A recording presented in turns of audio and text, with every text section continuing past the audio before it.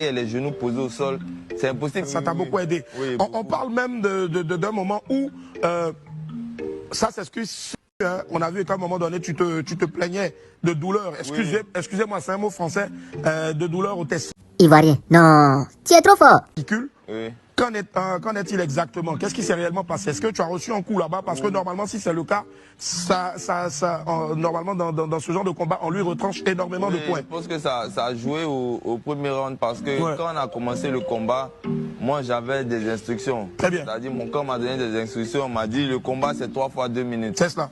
Et on sait que tu as le potentiel, tu as le cardio pour même finir ce combat-là. Donc sois concentré, mais va à fond.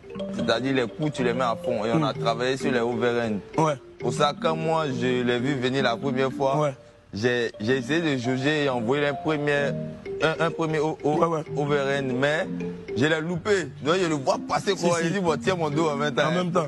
Si. Mais on retient que tu es vraiment solide. Donc il a demandé des gants. Mais d'accord, Moussa s'est retourné puis il a regardé en bizarre comment là. Bon là, fait comme si il a fait. Justement, tu as un message à l'endroit de tous les Ivoiriens, de toutes ces sommités-là qui sont venus bien sûr te soutenir. Oui, j'aimerais vraiment dire merci à toute la Côte d'Ivoire parce que je ne m'attendais vraiment pas à ça. Ouais. Et ça m'a vraiment fait grandir parce que normalement, je devais faire mon premier combat à Paris. Je me disais, j'allais faire mon truc petit à petit pour voilà, essayer de progresser vu que c'était la première fois. Mais M. Ismaël Bakayoko m'a dit, ici, la Côte d'Ivoire, c'est chez toi. C'est cela. Si tu dois commencer quelque chose, commence sur tes terres. Même si ça va être difficile, commence sur tes terres. Et je pense que c'est un bon choix qu'il m'a donné parce que aujourd'hui ça me galvanise et ça me permet de savoir que beaucoup de gens comptent sur moi.